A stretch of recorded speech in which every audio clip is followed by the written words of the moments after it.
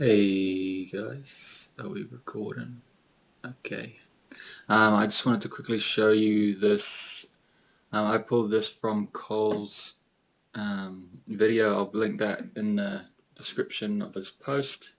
But essentially, this allows you guys to have somewhat of a live knowledge base. We'll be upgrading this so you can essentially scrape the websites. I'm sure Jordan's got something in the mix as well around Google Drive and importing files like this, but essentially this does it in a way where any file, whether it is a Excel, CSV, PDF, or a document, it'll extract that data and then come over here and it'll vectorize it in a certain way. What I wanted to show you, what I've done is I've essentially vectorized this spreadsheet data with all these different types of links, all these different details, very specific details for each listing, and they all come out within the AI prompt itself in Assistable. So if I come into inbox, we've just gone live the other day with it. We're doing a QR code campaign which automatically sends a text like this one. So on the listing over here, got the QR, scans the QR, and then text them. This is in New Zealand, so if you scan this and you're not in New Zealand, you probably won't get a text back. But essentially, that's the campaign, and then they send a message in, and then we say what can we help you with. This kind of allows, like, essentially this database can handle any question almost. Like, I'm still improving it. So it could be like, I need a family home near the beach, in so and so, which I'll show you in a minute, and it can pull those details in. But here I'm asking what details from this spreadsheet, because we've got a lot of details here, right? And we don't want to give them freaking everything because it'll be an overwhelming text message and it'll be too much to read.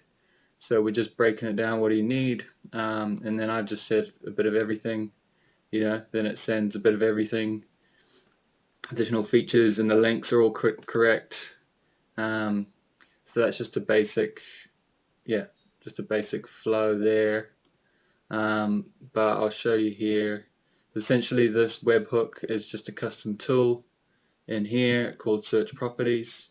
And depending on the user's query, I'm basically passing that user's query over. So I'll show you an example. Let me come in here, show you the latest example of what this looks like, because it'll be a little bit different. Like, you can see this on Cole's YouTube channel, and he does a good kind of breakdown, but I've made my own kind of SQL statements to get specific things when it's needed. So this one here, not that one, 30 seconds. So there is a little bit of a wait time. But so over here we've got, what I'm doing here is I'm aggregating the history. It's just a little test at the moment, but I'm not actually using it in this RAG agent because I want to use the mem0 history, which essentially just allows for a longer conversation history. So over time, that conversation history is saved, and for these kind of real estate conversations where you're going to have someone talking to the AI for years, having a place to store that and reliably bring it in. So over here we've got the webhook coming in from Assistable, and the user prompt is just find all details about 13 Grove Street, which is what I asked here. So I said I'm interested in this. If I said I want specifications or technical, then that user prompt would just adjust a little bit to this user prompt to make it more specific. And then it's just coming over to the RAG agent. I've got a specific prompt in here that I'm testing out. It's very specific to this client, because of things like how the prices are handled, gold, like all the areas. So if someone says, Paparara, gold, then we can relate it to Golden Bay, maybe search a more general area. and then the agents, and then as you can see here, like the before price, the after price, sale price, and how to understand that as an AI, and how to essentially format the response. And then, so this is just for chat. I've created another one for voice, so it spits it out in a more natural voice language. So then what it's done is it's gone through the vectorization process.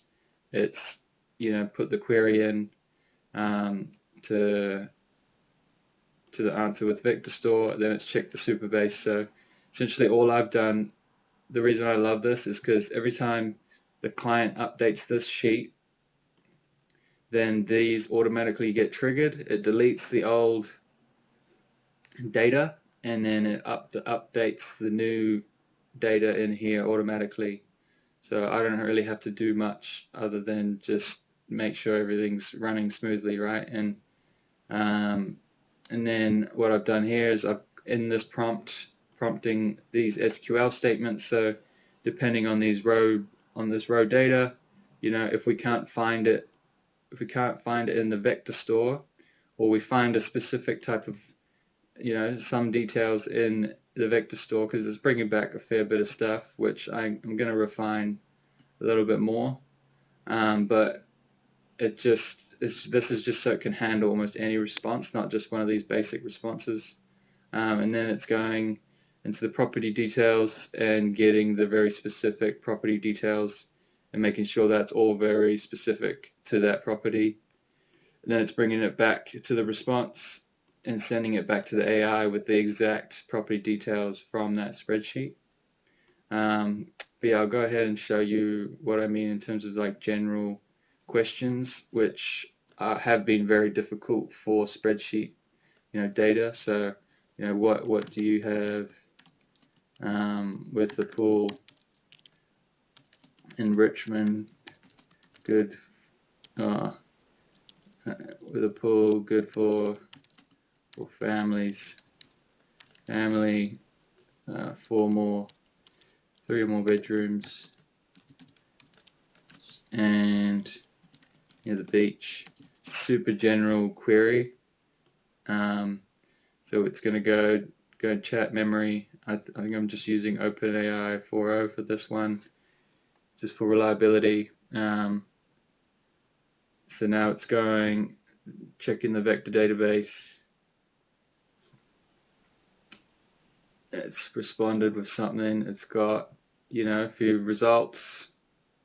Now it's checking that against the query I asked with the descriptions and everything. And then it's gone and got the property specific details to the one that I'm looking for. And then now it's found several properties that have a pool near the beach featuring 3 or more bedrooms. And then it's spit out some more details here with the links as well, so you can click on the links and they're all exact and they work, which is another thing with vectorization. You got to watch out your links don't, have errors. So I think this is super fucking cool. And then, what about close to schools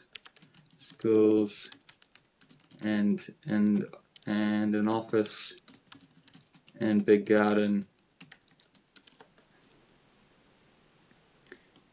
So now I'm just fine tuning it so that it can check, the current history that it's got instead of always going to vectorization and checking the database. But for now, it's pretty cheap to run this. Like it's far, far, far from breaking the bank. And it's fairly quick, like in terms of even for voice, it's not. See, that was a bit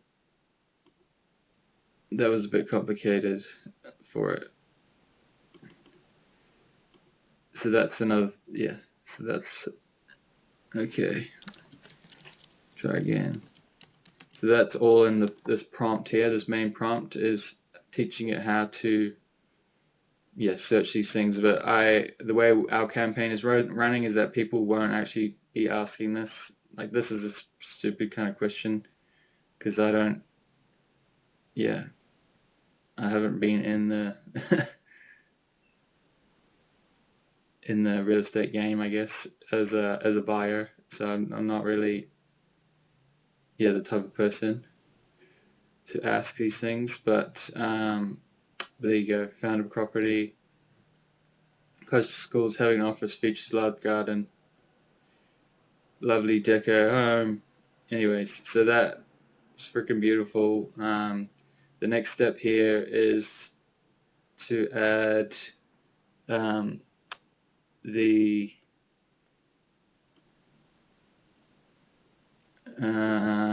there's another one in here for, you can scrape the site maps. I think Jordan's got something similar going on, but essentially you put site map in here, or just a URL, and then it will get the site map. So say I went real estate, and then it's going to do the robot txt, get the site maps. It's going to check which kind of site map it is, and then it will spit out the different site maps that it's got. And now I'm hooking it up to the scraper. So if it's an X type of scraper, it's going to go in and essentially scrape all of the links on that page, and then loop over each one. Still refining this one. This is using Crawl for AI API,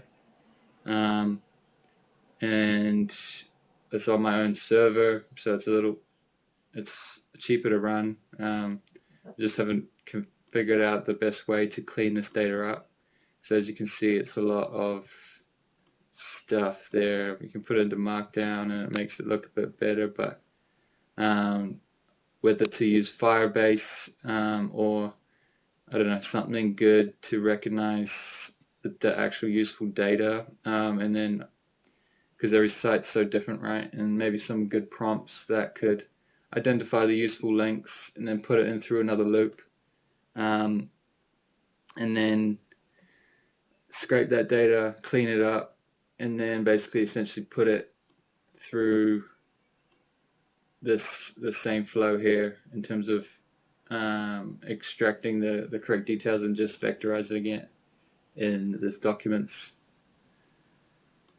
piece here. So, and the beautiful thing about this snapshot, which I'll link his video and what he's provided, like I literally just took his snapshot, downloaded it, uploaded it here, which is now on my own server, but I was running it on the free trial on nCloud and it was working beautifully.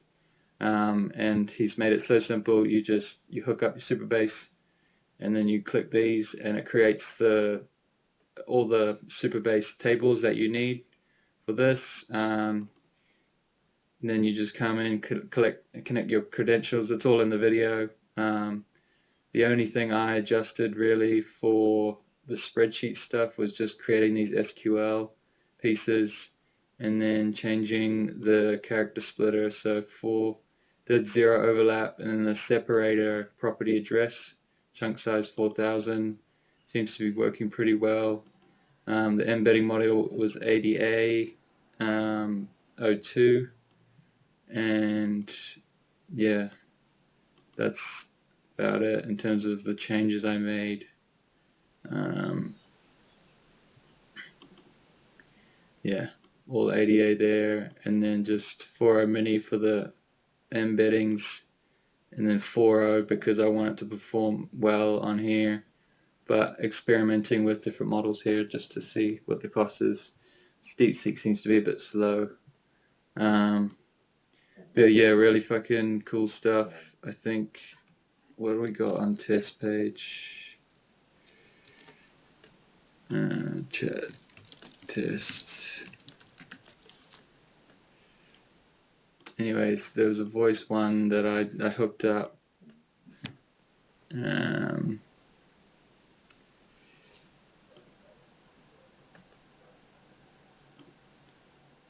But anyways, I hope that helps in terms of if anyone's trying to vectorize big CSVs. I can show you quickly the Supabase, how it looks. I'll do, if you need to see that, let me know. But anyways, it's pretty basic stuff. If you watch Cole's video, you'll know exactly what to do. And with some adjustments there, just comment on this post and I'll show you what needs to be done in terms of those minor changes, but a lot of just playing with what works, kind of teaching the RAG agent how to check the data that you're looking for and then use SQL to verify the exact data that needs to be returned. And this is far from perfect, but in terms of having a live database that does what you need it to do, and without having to continuously update it as the client updates their product, or whether it's cars or whatever product they've got. This is just for listings, real estate listings. This is a pretty clean way. And as I said, the next step is to hook this up into their website's XML file so that it automatically updates. But that's the next step for us anyways. But this is a good middle ground if you're just working with a Google Sheet and you want to vectorize it and get really good answers back and queries back. I can show you just a few more examples if you want. We've just made this live the other day, so it's been a few months in the making, but that's my not so great notification. But here's another example. I put this here because of those double asterisks that what's his name, OpenAI always puts it in there, so it looks a little bit better, but I've changed that to a space now, so there's a text space. So yeah, so that's an example. That's when the texting system wasn't working so well.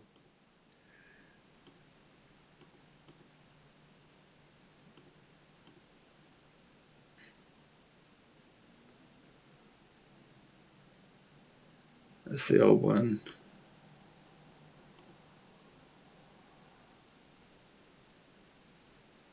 Yeah. Anyways, I'll let you guys know how this goes now that it's live, and hope someone finds this useful. Cheers.